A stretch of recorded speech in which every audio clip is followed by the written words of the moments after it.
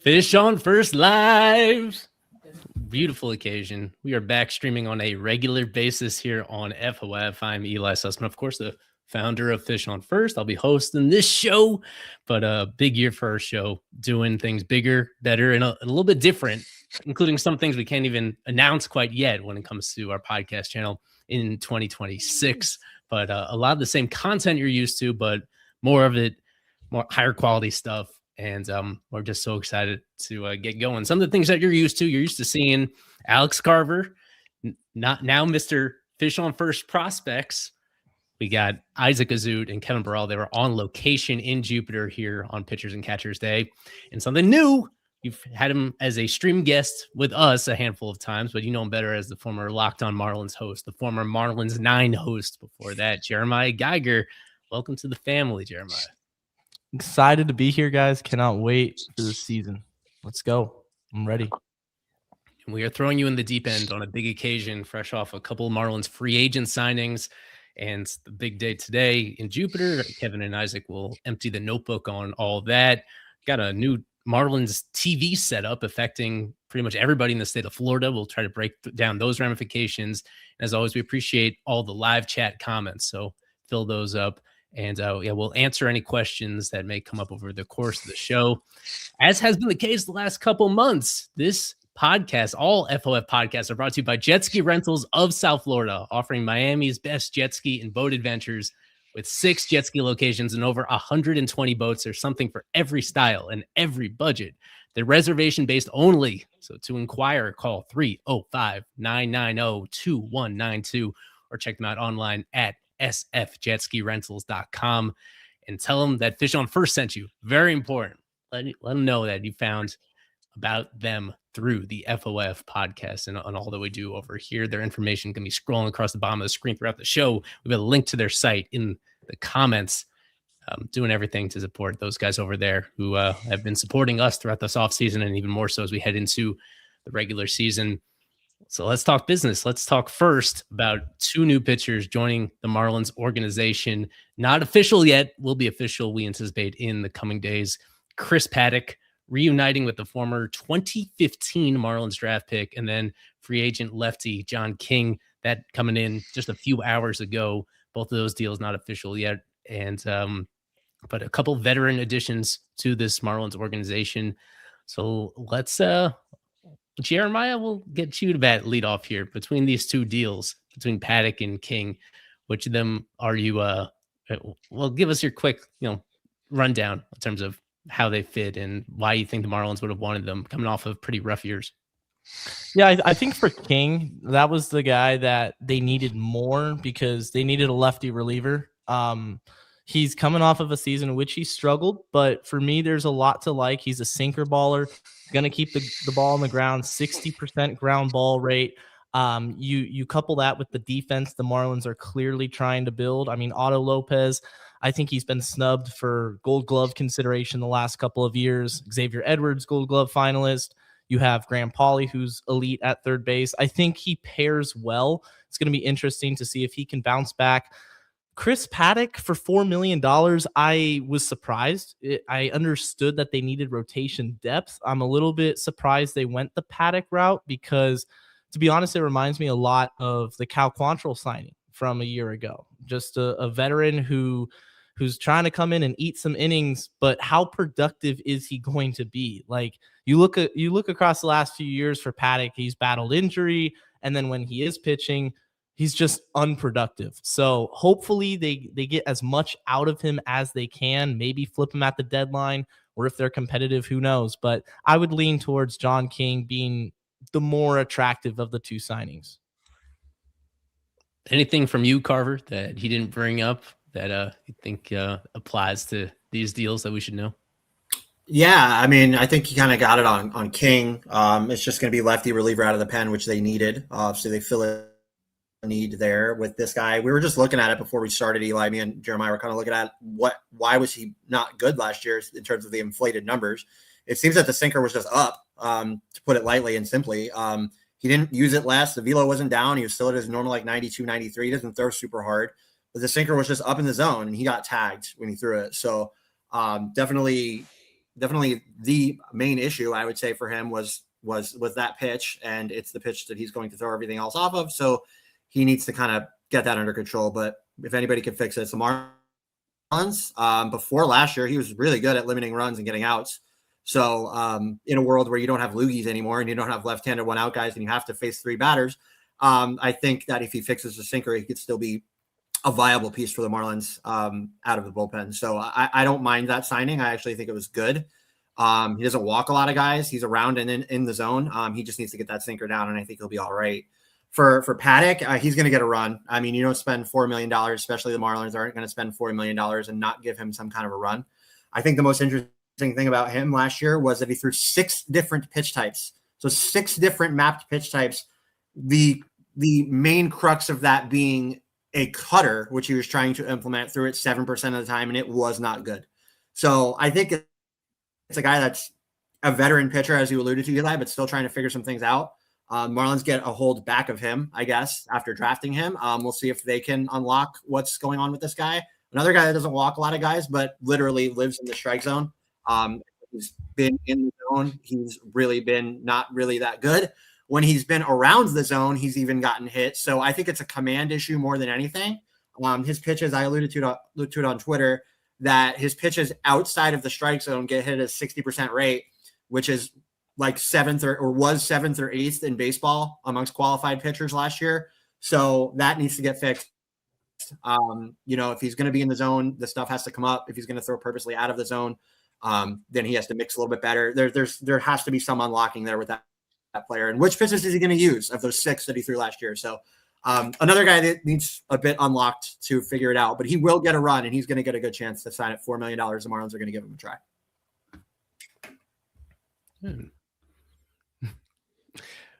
We know, Isaac, that you were hearing that this John King thing in particular was brewing for a few days and perhaps even longer than that. So this is kind of a concern that a lot of Marlins fans had, that they didn't have enough lefty relief, not enough established trustworthy, after leaning so heavily on Cade Gibson last year, after leaning even a little bit on Josh Simpson as the year went on. So at least from that standpoint, even if it's a guy that has some of the concerns that our guys just expressed right there, that it fits a very particular issue, that a deficiency that the 2025 team had, right? Yeah, without a doubt. You mentioned it. Josh Simpson was pitching some very, very high leverage innings for the Marlins last year. I think that's something that they would not like to get back to. An X factor of this whole formula here is Andrew Nardi, who did in fact pitch today. And I think they are depending on him a lot going forward to be the main left-handed reliever. Okay, he can get righties out, he can get lefties out. With King, he's more of I don't want to say lefty specialist. He's not like Randy Choate, but he does fare much better against same-sided hitting. So I don't think you're going to see him facing a lot of right-handed hitting, to be honest. And he is going to have a big role in that bullpen, especially in the NL East. He's going to be facing the Schwarbers and the Harpers. I was going to say the Nimos, but he's no longer here. So yeah, this was a deficiency in that bullpen, in an overall pretty decent bullpen, in my opinion. I know we disagree on that. But yeah, I think King is going to play a pivotal role in addition to Gibson, in addition to Nardi. And obviously Simpson is still there as depth as well.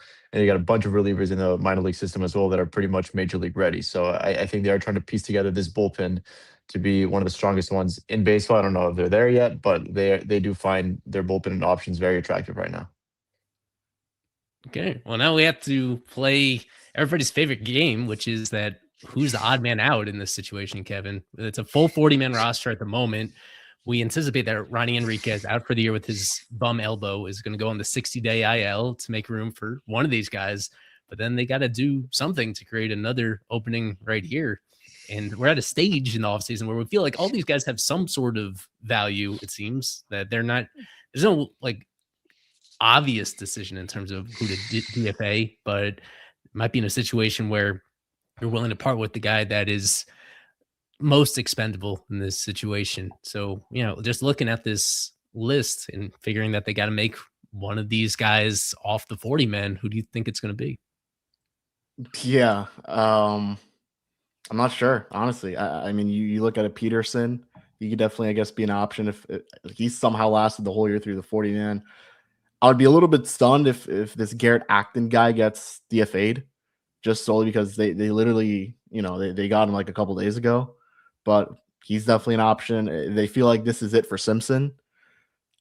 he's another guy, but I think they're going to keep him around, and they really like this guy.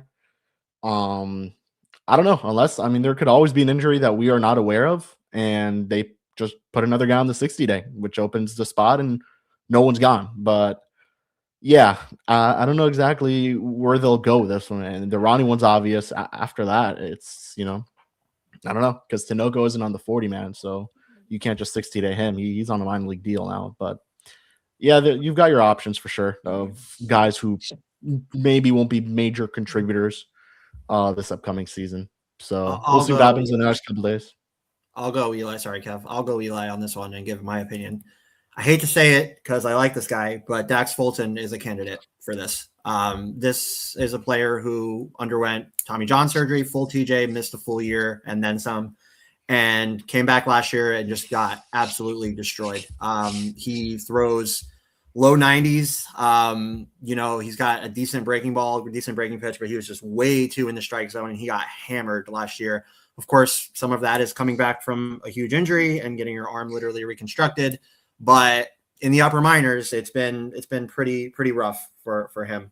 Even in 2023, when he was in the upper minors, it wasn't good before he got hurt. So I think that's an option for somebody that they could look at and say, okay, time's kind of waning thin. He's 24, not that time is out.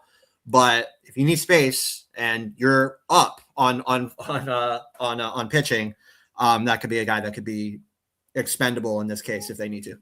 Yeah, that would be a hell of a sexy name to push off the 40-man. And that's a good point. I agree. That is definitely an option. I think I just look back at Simpson. I just remember it just being yesterday that he was a pretty legitimate prospect, quote unquote, in a really depleted system, granted. But it's been so long since he's been good. Like, he wasn't even good in AAA Jacksonville. He just has not been good at any level. I think Simpson has a slightly higher likelihood of being the odd man out here, I don't know if they would do that with Dax quite yet, but it is a possibility, unfortunately. It's just been a really rough go for Dax, but I would lean toward it being either Simpson, Peterson, one of those two relief options, because they still think Dax can start, and they haven't even seen him throw this spring. I think they'd like to keep him around, but it could be a sexy name like that, because I asked, who are they going to, what's the corresponding move? And I haven't got an answer. And usually when that's the case, it's something interesting. Yeah, and to answer that question, Dax has all three minor league options remaining. He has not been called up. He has not been sent down. So that is why he would be an interesting. Oh, that's why he's here to correct us. Well, Kevin, he was selected to the 40-man last offseason, and he spent all last year in the minors. So he did get sent down last year, and that used up. Oh, yeah, you're right. Yeah. So he has two more options remaining. That's why Eli's here to correct me. Yes. So with most of these guys, the Marlins do a very good job at preserving guys' options. That also, like, all this waiver wire activity, they prioritize guys that have options left. Really, one of the only very few guys on this roster, aside from the extreme veterans, like the only guy that's kind of in between that is out of options is Jansen Junk, for example, but he's, of course, performed very well. Ronnie Enriquez is another one that he's out of options, but he performed so well that they're going to ride with him even through an entirely lost season. Most of these other guys have at least one, and they get out in front of situations where they have out of options guys. The VMJ trade, for example, Victor Mesa Jr., he had one option left. They felt they were almost going to certainly burn that option this year, and they end up trading him just in time to get something in return from the Tampa Bay Rays in that deal recently. Just running through some of these questions. Andrew Nardi, well, actually, we'll get to that in just a moment. I'll save that because Kevin was on site. Isaac was on site. They'll fill us in terms of the health status of these guys. Yeah, the thing is, aside from Ronnie, the latest update we have on the physical status of everybody is very encouraging. So there's nobody seemingly that's a 60-day IL candidate. Even if anybody happens to be a little bit behind a minor thing, they're not in a situation that would rule them out for the next couple months. And if you put a guy on the 60-day IL right now, that means they missed the first 60 days of the regular season. You put somebody on the 60-day IL right now, they're out until Memorial Day. So you don't want to do that unless it's a pretty drastic situation here. Yeah, I'm kind of leaning towards the possibility that one of these starters, you mentioned Dax Fulton, Carver, who realistically, I guess, is more of a reliever moving forward. With another organization, he might get a longer leash to develop as a starter in AAA this year. So whether it's him, I think the boldest example might be like an Adam Mazur, who his stock has gone down quite a bit the last couple of years. That's a guy that has even more value. Like, he has some value And they're at a stage where, honestly, basically almost all these guys have some value whatsoever. That's a good problem to have with a deep organization. That I don't think it's necessarily going to be the weakest link of this 40-man, but I think it's going to be somebody that they feel they can get something kind of decent in return and trim from an area of depth. Just zooming in on this once again, it is a bit lopsided organizationally from pitchers to hitters, because you see it's 22 guys on the 40-man that are pitchers, and that doesn't even include John King or Chris Paddock. So we can say with a high degree of confidence that's going to be a pitcher that gets squeezed off here, just because of how lopsided things already are. And my gut feel right here is that it's going to be one of those really depth starters. I guess you can put Ryan Gusto in there as well, but he has two options. That'd be selling quite low on a guy, considering how things went for him after being acquired in that trade for Jesus Sanchez last summer. Yeah, we have some comments here about Michael Peterson, where his velo stands out in a way that I think that they're going to give him a longer leash, even though Michael Peterson is sneakily one of the oldest guys on this roster, even though he has very little big league experience. The velo itself and the way he performed down the stretch makes me think that's a guy they want a longer look at before doing anything drastic. So we will find out potentially as soon as tomorrow in terms of what that corresponding move might be. Yeah, and they could always. I think I saw Craig responded to someone that they're still fielding potential trades, so they could just trade one of these guys instead of the DFA. But we'll see. It'll definitely be an interesting next couple of days as to at least what this specific move will be, because I think you're in a position where, as an organization, where you have guys who you really don't want to lose, but you're gonna have to make the move.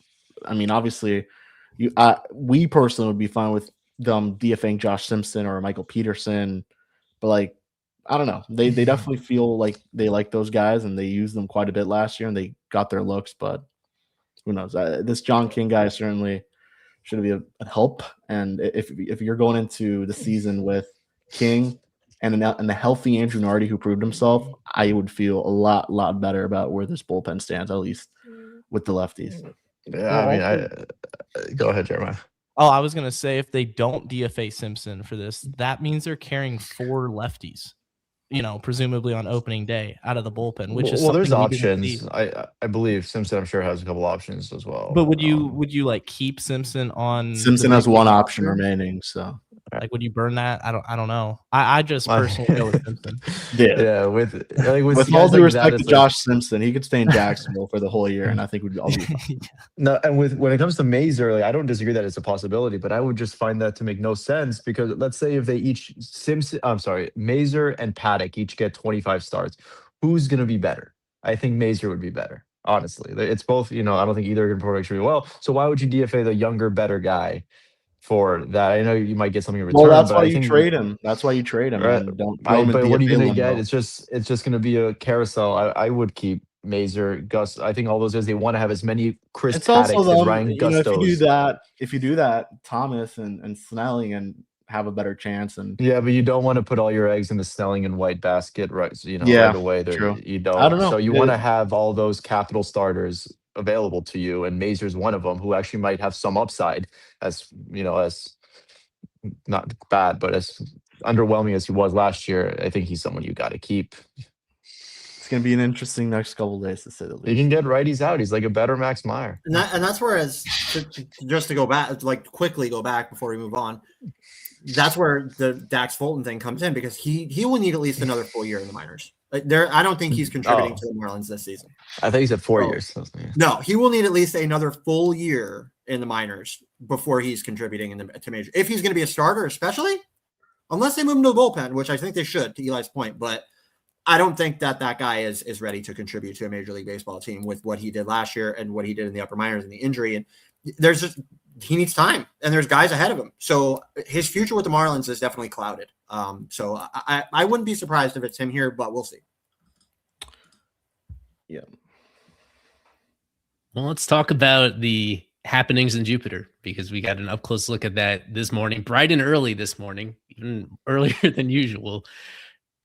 Pitchers and catchers reporting to Jupiter, and a lot of other position players as well, as we could get to, considering the proximity to Miami and the fact that so many players make their kind of year-round home in this area. and an interesting off the field update as well when it comes to the development of that facility. The big project they've been working on for a couple of years is finally coming to fruition in terms of bringing that facility into the mid 2020s. It's in the 21st century already, but updating it to be competitive with some of the better spring facilities in all of baseball. So give us the rundown, Kevin. I guess start with the Jupiter Academy and those associated developments for people that might not be in the weeds on that stuff and the impact it could have on the organization. Yeah, so as we know, this has been in the works for quite a bit now. As we know, they were supposed to tear down buildings, and then they brought the building back up, and then they were supposed to tear it down again, and then they didn't tear it down, and they were supposed to do multitude of things that they ended up having to switch around here and there because of permits and whatever it may be, right? But they ended up doing it this offseason. They underwent phase 1 of what I believe are going to be 3 phases to this Jupiter Academy now. So there's the academy in the Dominican Republic, and now it is the Jupiter Academy. So that will be the name of it year round. It is not just going to be for the minors; it will also be for the major leagues. That was actually specifically mentioned, but we walk right in through the player parking area, and the infamous wall that I used to say Miami Marlins is now looking a lot different. As you could see, they have a meaning behind this. Alex Parker, the chief brand officer, started it off with kind of noting like the meaning is like growth as an organization, and it was a very interesting meaning behind this.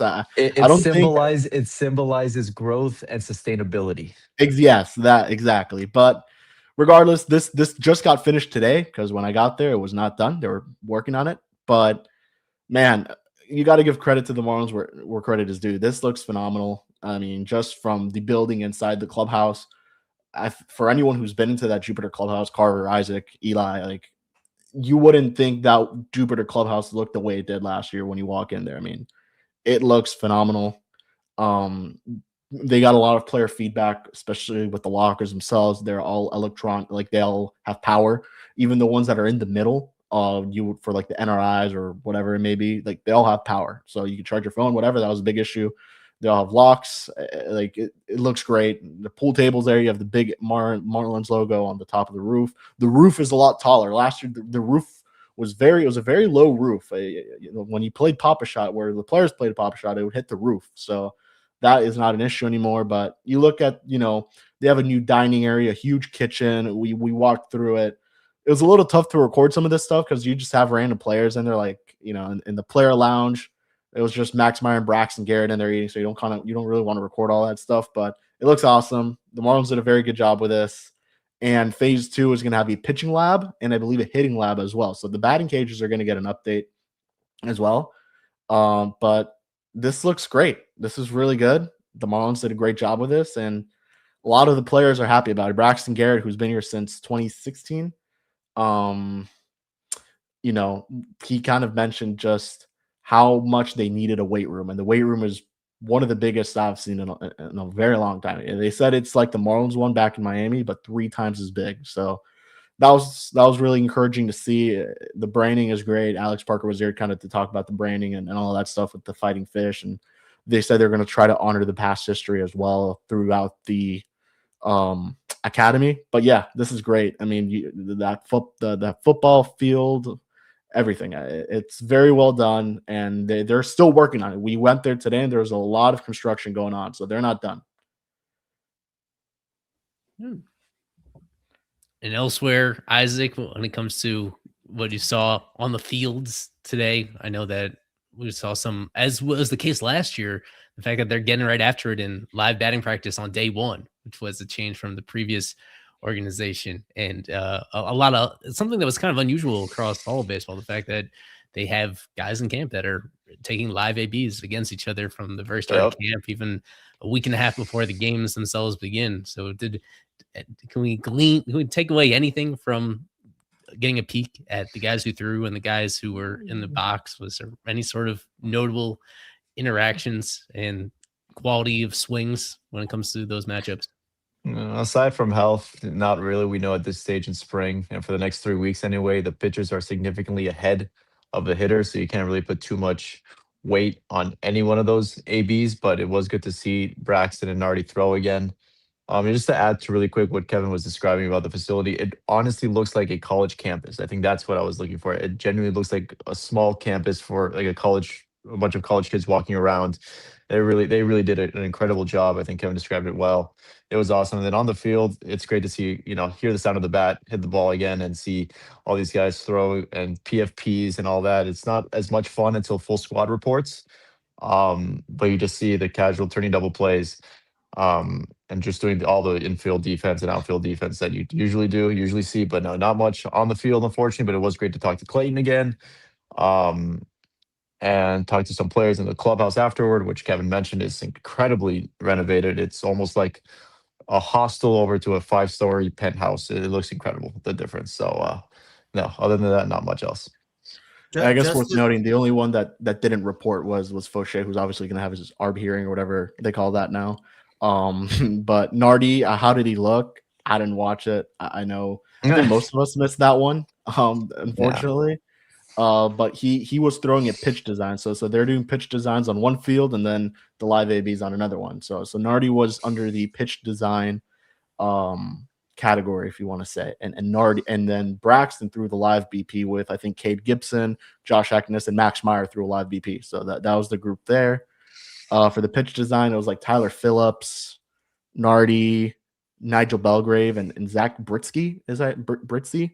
I think is how you say it. So that was the group for that. But yeah, no, it was good to be back out there for sure. I mean, it's been a while. And I think there was a lot more excitement just given we were going to see this Jupiter Academy renovated. And I mean, once the full squad reports and next year, even we're going to see, forgot to even mention this, the backfields are going to get redone as well in phase 2 of this. So that kind of goes more for the minor league side of things. And they also noted, like, they use this facility year round for the minor leagues, for the perfect games and high school baseball games and all that stuff. So it's not just for the major leaguers and Jupiter Hammerheads, but also, FCL and high schools. But yeah, it was a fun first day. Tomorrow should be interesting, assuming we get a couple roster moves finalized.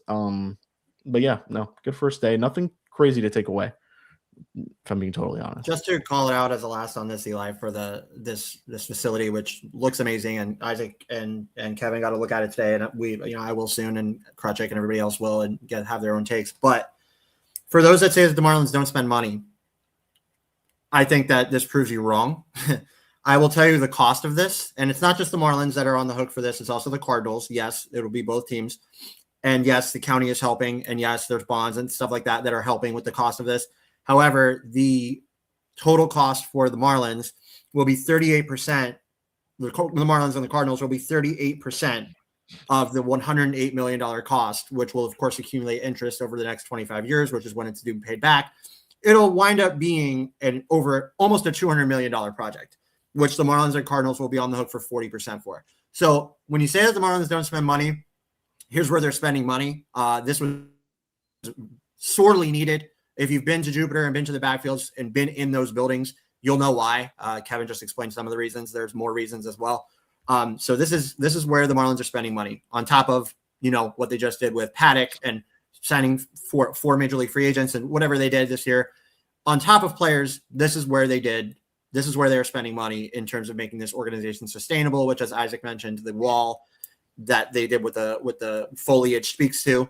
This is where they're doing it. So it may not be in the flashiest way of signing the big name free agents, but this is the team the Marlins have to be successful long-term, is to contribute money to things like this. So before you say that again, think outside the box of them not spending money on faces, but spending money on physical things that will help the faces that they have in-house. This is very important. The Marlins spend money. They do it in different ways from other teams. Yes, but here you go. Them spending money. Yeah, it's a lot of money. Sorry, go ahead, Kevin. No, I was just going to say, these are things that they had to do. Like that facility in Jupiter, the players described it as outdated. The weight room was very small. The kitchen was very small. You got to start somewhere where you got to entice your players some way, somehow, with the weight room, whatever it may be. Like, I know the payroll is what it is. And to their credit, they actually did go out there and sign quite a bit of free agents, more than I thought they would, to be honest, and made a lot more moves than I thought they would. 4. Yeah, exactly. I think we were talking about it like most since 2016 or 2017, which that was a terrible group of free agents when you look at it. But regardless, yes, you have to start somewhere. They needed to do this. This had to be done at some point, and I'm glad they're doing it. And it starts all the way down in Jupiter. So it's not just for the major leaguers, but also for the minor leaguers. The minor leaguers are going to have it really good for themselves, these Jupiter players, because that facility looks awesome.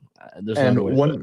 And speaking of that, thank you for reminding me. There was one more cheesy thing that they did add, which I think is kind of cool. That in the way it was built previously, the minor leaguers had no overlap with the major leaguers. yeah. Because in minor league camp, they would not connect at all. Now they built this sort of breezeway where they're going to be very common to overlap. They could dine together, play board games together, whatever the case may be. They want them to interact with each other and pick each other's brains and whatnot. So that was one of the big things that they were focused on as well.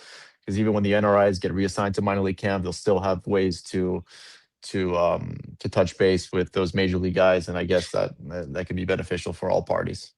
Yeah. Well, And I had to by step the in. way, Let me step in quickly just to be the bad guy, as I usually have to be on this stuff. I want to explain here we go. just so everybody sees what they're looking at. Updated payroll projection, including the John King signing, including today's edition. Projected payroll still pretty easily the lowest in baseball, according to Roster Resource. Now, digging into those projections, they kind of, in my opinion, undercount the Giancarlo Stanton payment that the Marlins have to make this year, that they have to pay Stanton $10 million as part of that trade a gazillion years ago. And if you account for that full $10 million, that's a little bit closer to the Guardians, but still dead last in all of baseball when it comes to payroll. This is including all the additions they made this offseason, everything. You take it all into account, and still the spending is so low. We just covered the fact that, well, they had this very big expense when it comes to the renovations. That is true. But I do want to represent some people that feel the way that Chase does right here, that getting no props for that adequate facilities is kind of the cost of doing business, that all these other teams around baseball, maybe they don't have to make these same renovations right now, but all of them in various cycles renovate their own facilities in order to keep up with what's going on. Right. And with that, and that doesn't get reflected in their payroll either. And yet, again, when you take everything into consideration, this is still where the Marlins are in terms of spending. They're a little bit ahead of where they were last year when they were also dead last in baseball when it comes to the spending. We went through some of the recent signings when it comes to Paddock and King, and there were a whole lot of other starters that signed this offseason and a whole lot of other middle relievers that signed this offseason and that got more money because they have a higher likelihood of being effective this year. And the Marlins settled for guys like that, where you can trust that there are specific reasons and rationales behind those acquisitions, but yet they settled for those guys because they ended up spending less than we think they could have otherwise. And I guess we'll get to before the end of the show about the TV situation, where that is a factor, where moving forward, the Marlins are more insecure about how much revenue is going to be coming in because of this collapse of the regional sports network model. Again, that is something that affects practically every team. There are a few teams that are actually kind of immune to that trend for now, but for most teams, that has also caused a decrease in projected revenue moving forward from TV. So taking all that into consideration, again, we're pointing out that when the dust has settled, the payroll situation looks a lot like last year. It's in that situation where if the team itself wasn't primed to be kind of competitive, then there would naturally be a much larger outcry in terms of, wow, this team is getting so much from revenue sharing and not putting enough of it back into the team, when it seems like you just, based on the vague numbers that we understand when it comes to revenue sharing and everything else, that all the other privileges that come with being a Major League Baseball team, the fact that they wind up here in the same spot that they were a year ago, I think that's a very fair criticism of how they've operated. Let me just quickly, Eli, address this commenter Chase 1989. Either a coincidence or we know you from somewhere, by the way, the username. Anyways, let me just address this. How do you convince draft picks to sign here?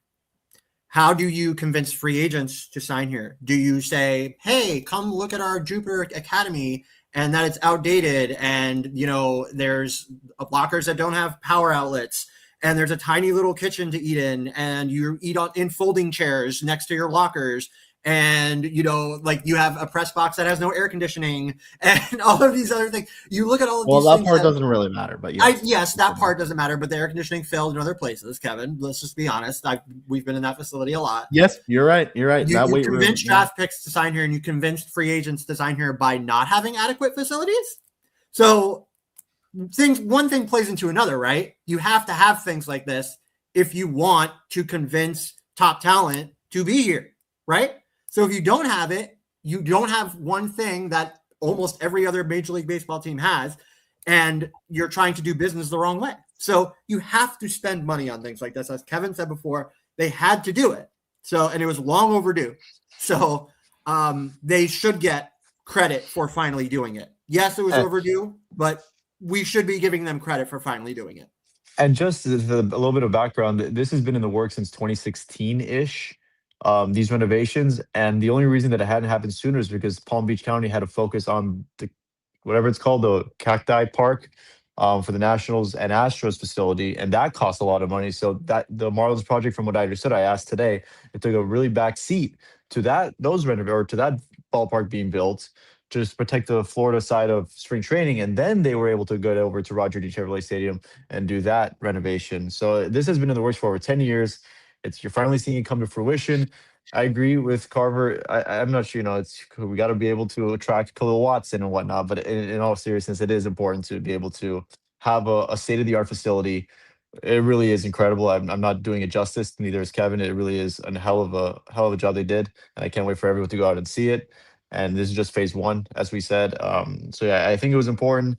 Yes, could they have signed marquee free agents and done this? Probably, but you got to give credit where credit is due. And this is a hell of a facility. And any major league free agent, whether it's Kyle Tucker or John King, they're all going to be impressed. And just to clarify, the Marlins are doing these renovations actually at multiple of these facilities. I believe Jacksonville did theirs. They have a new locker room.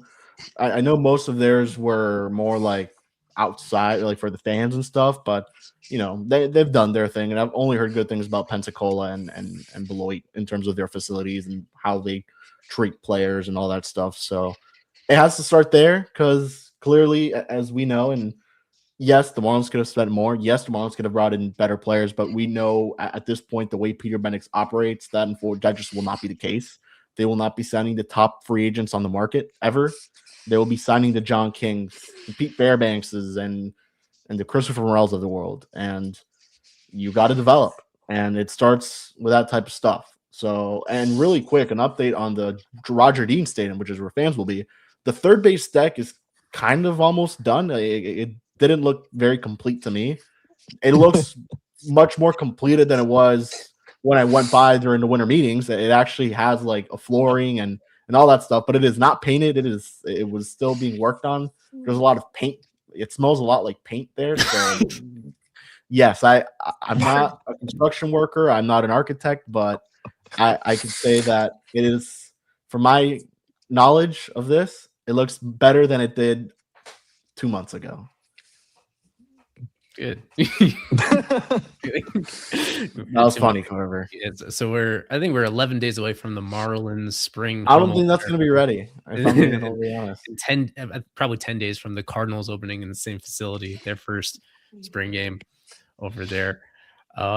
Just final word on this from Jeremiah, because we have a couple commenters that are eager to hear from you anyway, just about the fact that they do wind up in this scenario where I know you covered this extensively when you were on Locked On in terms of what this offseason could look like. If I vaguely remember, wasn't Josh Naylor a guy that you circled early in the offseason thinking that maybe that would kind of be in play, and wind up in this offseason where, again, to reiterate, payroll does go up from where it was last year, but something that I was reminded of just now from the last few minutes is, all of these are one-year deals too, that it's not just about sort of a limited payroll going into 2026, but the Marlins kind of disqualified themselves from a certain tier of free agent because they weren't even willing to go a second guaranteed year for any of these guys. Yeah, Josh Naylor was on my list. It was kind of like a dream. Very optimistic from the start. Realistically, once I saw the Mariners got him for 90, I think it was 5 years, 90 million. I was like, okay, the Marlins would have never done that. I didn't think he was going to sign for that high.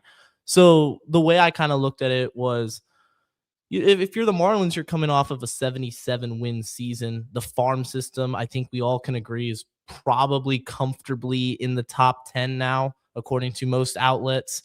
You have a young core together. Now let's supplement the roster, right? Let's add some free agents. And obviously, we learned that Peter Bendix, the philosophy of the organization, is not, like Kevin said earlier, is not going to go sign these guys. And that means you're probably not going to see another 50, 60, 70 million and upwards of that for multi-years, 1 and 2 year deals. So is there risk involved with that? Probably not, because you're not investing a lot of money. Like Christopher Morel to me was, okay, it's low risk, high reward, because if he goes back to his 2023 version, you're going to get a power hitter who can hit 25, 30 home runs maybe. If he doesn't, then you probably part ways with him and he's awful.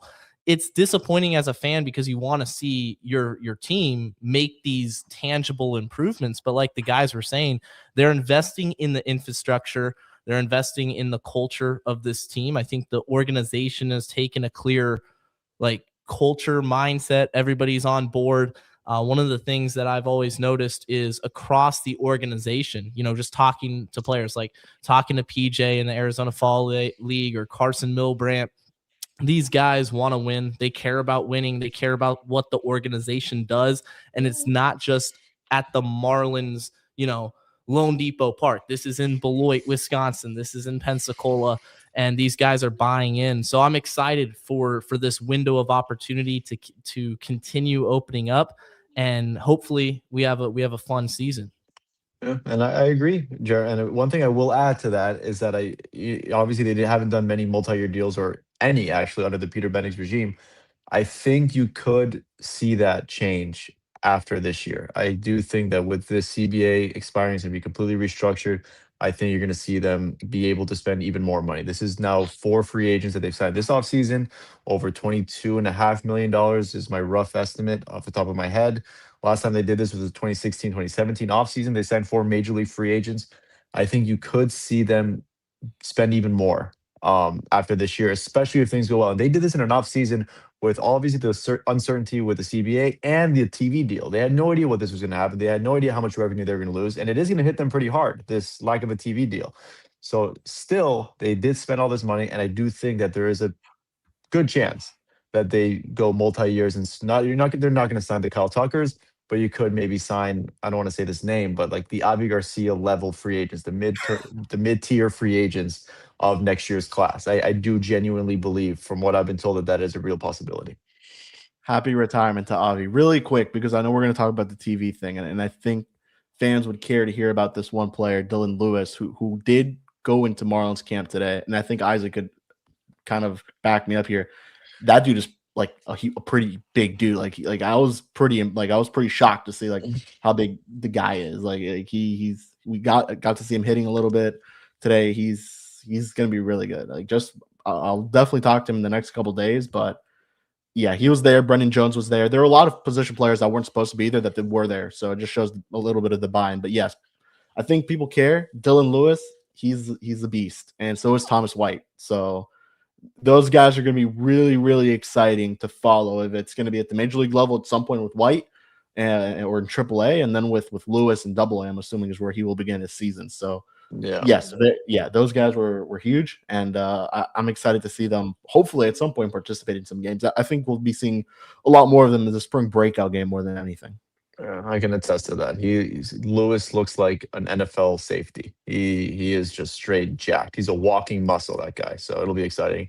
All the tools to be the number 1 prospect in the system within 12 months from now.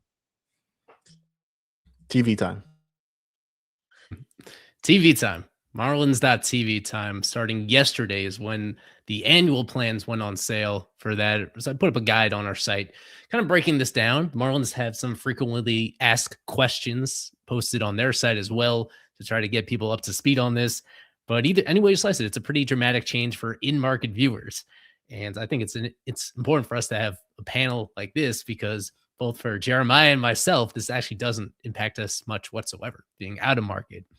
I think that's the simplest place to start. I know we have people that actually watch this show on a regular basis who are also outside the state of Florida. And for them, this really doesn't change much of anything. If you are an MLB TV subscriber and that's how you get Marlins games already, then things remain almost identically the same. As long as you had automatic renewals on, even the price stays the same for you to continue to get those games out of market. And in the Marlins case, as one of the bright spots of their mediocrity and lack of national profile is that almost every single game is broadcast locally by their crew. The most recent estimate is 157 out of 162 games are going to be handled by this Marlins TV staff, a staff that will look almost identical to what we were used to last year, the final year on FanDuel, with Kyle Seeloff on play-by-play, with Tommy Hutton and Rod Allen, among others, in the analyst role, with Kelly Sacco hosting and reporting most of the time. It's a lot of continuity when it comes to the talent. The question is, the production itself might look a little bit different, especially when it comes to the studio coverage. I think based on what we've seen from other teams that have already made the transition, that their pregame is significantly shorter than it used to be, and that even their postgame might be about the same, if not a little bit shorter as well. So there's that aspect of it. And then the questions that come up, of course, are for the people in market when it comes to how exactly they can sign up for this, what it's going to cost them, what it means for their existing services. And some of that stuff is still up in the air, trying to understand exactly which cable and satellite systems are going to continue to carry the Marlins on TV for an additional fee. I think any way you slice it, this isn't going to save you money unless you're ready to completely cut the cord, unless you've been a full-time cable subscriber this entire time, and this is the final straw and you're ready to move on from that. The way that you save money is if you totally ditch cable and are willing to kind of piece things together a la carte through streamers, including through Marlins.tv. But that is, a lot of this stuff, there are some questions going on right now, but it is for sale now. And for a full season, it's $100. It's $99.99. And the breakdown per month is going to be $19.99 a month that people can sign up for once the season actually gets going. And I think I saw some questions about why they can't buy at a monthly rate right now. And that's because for the next month and a half, there's barely going to be anything on Marlins.tv. All you're going to get is a handful of spring training games. And even those, we haven't gotten clarification yet in terms of which spring games the Marlins are going to broadcast. So you wouldn't actually want to be signing up right now on a monthly basis because you'd be getting very little bang for your buck. That's when they start setting up the monthly thing, is when the season gets going. If you're a real super fan, and that includes wanting to get every morsel of spring training that you can, then you probably want to take the plunge and sign up for an annual plan right now. I know that the Marlins the thing that we're trying to get clarity on is how people can redeem a discount if they're a Marlins member or a full season ticket holder. Apparently, those people can get a 50% discount on that annual plan where it's $50 instead of $100. So that is what the team says, and I believe they're true. So, but I'll have to double check in terms of how people can make sure that eligible people can redeem that amount of money. I think with that being said, I should stop talking because I'm the out of market guy. So, like, just from Kevin, from your perspective as an in market fan, as somebody that's been watching this team, following this team, and previously had to do it with other setup, what's it going to mean for somebody like you from where you currently stand? Yeah, I have a way that I will not disclose how I watch the Marlins. But the legal way, I watch through Fubo, which thankfully Isaac has it and he has allowed me to use it. And that's how I watch it. I sit right where you see me right now and I put on the Marlins game. And but I do think I will be buying the $20 a month package. I think it's great. I think MLB.tv is a great tool. I like it personally. I usually use it to watch games. That's how I watch some of the random out of market games for the Marlins. But for anyone curious about the actual talent, for what it's worth, Kelly, Kyle, Tommy Hutton, Rod Allen, we're all there today in Jupiter. Jeremy Taché was at the Marlins Media Day. They all have Marlins.tv credentials. That's about as much as I would probably share there in that sense, but they seem like they're all going to, and Craig Maravini too. They're all going to be back. That's my assumption. I don't know what it means for pre and post. I know that's been the big discussion, especially for the road, because I think the understanding is that there won't be any road pre or post, or maybe it'll be like a little 5-minute segment before and after the game. Who knows? But for me personally, I will probably be purchasing the $20 per month package. That's the only way it'll actually change. But I prefer to use MLB TV. It's as close as to real time as it could be. Maybe it's a pitch or two off, but I prefer it like that. And I get MLB.TV for free because of the T-Mobile package. So I will only be paying the $20 extra in this case. So I know a lot of people, it's definitely frustrating because you thought you would, if you had the MLB.TV package with T-Mobile, you would be getting Marlins baseball for free. But that is not the case. You have to pay to get the blackout removed. But if you are a person who has a VPN, you could always use a VPN and just say you're somewhere else, and you can get Marlins baseball for free still. So if you're an in-market person and you have a VPN, that's something you could do. So I'm not going to stop you from that. But yeah, I think the easiest thing to do is just pay $20 a month and call it a day. I know Carver, you should give us your thoughts. I think you're also you're in the same bucket as me, essentially. Yeah, please do. No, I don't want to stop you from advocating people to go watch the Marlins the way that the team doesn't make money, but you can keep. I want you to keep doing that, Kevin. No, I'm just kidding. I think I don't care how I watch it, man. To be honest, I care about the team making money off TV. That's what I care about, right? Me too. But I also care to watch my games. And the way that they're going to make money right now, from what we know, is if people buy this. I think a lot of this, how much money the Marlins are going to make off of TV is going to come down to the uncertainty of what Eli just mentioned. Is this going to be available on any local cable channel? Because I don't think a lot of casual fans are going to go out of their way to buy these packages to specifically watch Marlins baseball. I don't think a casual fan is just going to be like the casual fan that's making dinner and says, oh, there's a baseball game on. There are a lot of those fans in South Florida. There are a lot of displaced Marlins fans in South Florida that are not happy with the team. They're not going to go out of their way to spend $100 to watch the Marlins.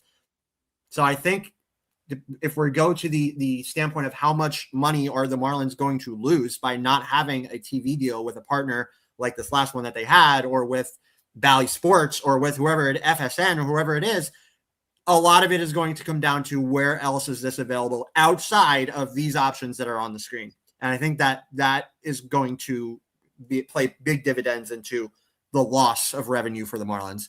I think if it is available, how the Panthers have games available on a local channel here as well as on an app, that is the most viable solution. I really, really hope that the Marlins are going to get something like that done with a local channel here in the area, because you're going to lose a lot of viewership if this is the only thing available. Even if it was $10 a month, I don't think it would matter. I think the Marlins would lose a lot of viewership by not having this available to consume on local television. So I hope that we have the answers to those questions as the season draws closer. Is this going to be available somewhere else that is not this? But we'll see, because right now the only thing we know is this is the only way to watch Marlins games if you live in the Tri-Counties. So that I don't think is going to get it done for the Marlins revenue sharing wise. It really won't. So this is a big factor in terms of income for this team. So I think from what I can say is I hope that this is available elsewhere versus these options. No, you're absolutely right. That compared to, they were in an awful situation when it comes to this anyway, between a rock and a hard place, because even though they were guaranteed a certain amount of money from the FanDuel, the parent company, Main Street Sports Group, that company was going broke and wasn't going to be able to pay what they were owed. In fact, I believe that they were going to miss a payment to start off 2026, and that's when the Marlins, along with a handful of other major league teams this winter, officially cut the cord from them, because it became obvious that even though they were supposed to get tens of millions of dollars every single year as part of that TV rights deal, it was not going to come through due to the overall collapse of the regional sports network model. I did want to bring this up. Something that I think is worth mentioning for some folks is that this does include MILB TV, that they're bundling that along with the subscription for people that are interested in that. You do get access to all of the full season affiliate games at AAA Jacksonville, AA Pensacola, High A Beloit, Low A Jupiter. And for some fans, like, that is a huge value that they just throw in on its own. On a standalone basis, I feel like that is either $30 or $40 for a whole season on its own. But even that that's a pretty decent deal, and especially if they're going to throw it in for free on top of that, because this is all under the MLB umbrella, that could be an incentive that maybe makes people feel like that's a good idea overall. And just generally speaking, it could be worse. It really is not that, considering that you get almost every game. The few exceptions are the ones that are on Peacock. Every single team is going to have some games that are exclusive on Peacock. And then there are a couple other national broadcast partners, but the Marlins aren't really that affected because they're not going to have too many primetime games on NBC. For the first time this year, NBC is taking over Sunday Night Baseball. The Marlins currently are not expected to have any Sunday night games, but that, I guess, that could change. There is some variability in that schedule. And to be clear, I think this is very important for people to understand that the TV coverage, I don't think this was always the case, but as part of this transition, the Marlins are now claiming the entire state of Florida as part of in-market viewing. And not only that, but as you see a bit of Southwest Alabama, I have that right. So that is part of the Marlins TV footprint, even though, of course, it covers all of the Rays TV footprint, and it intrudes into what you would think would be the Braves. There's some overlap pretty obviously when it comes to this coverage map. These rules and this breakdown impacts people in this particular way, where for anybody that is in that blue zone, anywhere in Florida and a little bit in Alabama, they are considered in-market viewers, and they'd be the ones that are eligible for this Marlins.TV scenario. And worth pulling up again that if you want the Marlins and you want every single other team as well, if you are in market, they kind of make you double dip in a way where it's up to $200 for a whole season, $40 a month to get both in-market Marlins games and out-of-market for every single other team. Again, they do throw in some perks where they throw in MILB TV. They throw in, when it comes to that full package, they throw in 24-hour access to MLB Network in case you don't get that as part of a normal subscription that you have elsewhere. They include the live audio so that you can listen to Jack McMullen, Steven Strom, and a host of analysts as well, but all those for every other team to get the unlimited audio. When it comes with that, all this is being very standardized now that literally half the teams in Major League Baseball have this exact same setup. Beginning this year, 15 teams are going to have this exact same setup and price point when it comes to how you access the in-market games and the out-of-market stuff. And eventually, I think the forecast is for within the next few years that all 30 teams are going to be put under this exact same structure in order to give just a whole lot of continuity and find ways on the MLB side to, going back to what Carver said, to kind of find some way to replace most of the revenue. You're never going to replace all the revenue of the old system, but they're just trying to find ways to create most of it to so that the teams themselves don't find themselves in a really rough financial position and when it comes to putting together a competitive team. I guess the people out of in the rest of the state of Florida that weren't in direct viewing areas, I mean, they were paying anyways to watch the Marlins. So I don't know if making it the whole state is that much of an impact, because those people were already paying anyways, because Marlins games aren't in market or weren't in market. And the only way for those people to consume was to buy into something like this anyway. So I think that those fans will probably stay around if I'm hoping correctly. But yeah, I mean, maybe not. And maybe that's even more people that they'll lose. But yeah, it's definitely a huge factor for the income of the team, as I mentioned. So again, just hoping that they work something out with some kind of local channel like the Panthers have. That would be the most advantageous, because those casual fans, I can't see them buying into this kind of a thing. The diehards will be there, we'll all be there, but I can't see the casuals, that would watch a game just for the heck of it. I can't see them buying into something like this. Yeah, I do have. I haven't listened to the whole part of what you guys are talking about, but the old fashioned part of just seeing it on the guide and on cable is just a total difference maker for a lot of the older generations, like my father included. He's flipping the channel, you see the Marlins, you see Sandy's pitching against the Phillies, you tune in. But to be paying extra additionally to the MLB TV rate of over $160 a year, it's not going to be worth the squeeze to a lot of people.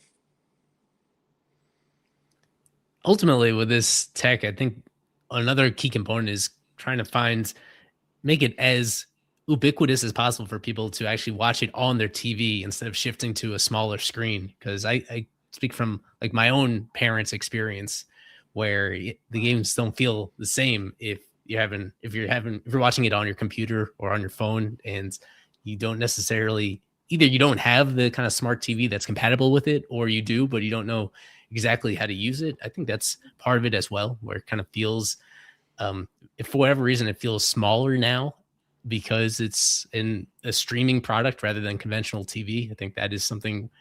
Baseball is still in a situation where the fan base is relatively old. The average fan in baseball is much older than, on average, the average baseball fan is a lot older than any of us are. And they're kind of at a stage where in their life where this is a little bit more intimidating, this kind of transition to something that's only streaming for people that are less likely to be fluent in streaming services to begin with. So I think that is something that will impact every fan base when it comes to trying to educate people and make this go very smoothly. And the fact that this is the first year of it, I feel like this is going to be the roughest year business wise for the team, to try to get people to convert as many people as possible that were previously watching games on a regular basis and now doing something completely different. But then eventually, especially if the team wins, I mean, all this really does come back to the team being relevant and being a high demand product. That's just something we always come back to that when we talk about attendance and drawing people to the ballpark, that if the team wins, people will find a way to get through Little Havana at a time of day where it's really inconvenient. Like, all the other concerns get solved by winning. And I think it applies a little bit on the TV side as well, that these prices, assuming they remain stable for the foreseeable future, like these prices look a lot different if you're watching a team that you expect to win the majority of the nights instead of one that historically almost every season is losing the majority of the games that they play. I think that's an aspect of it as well.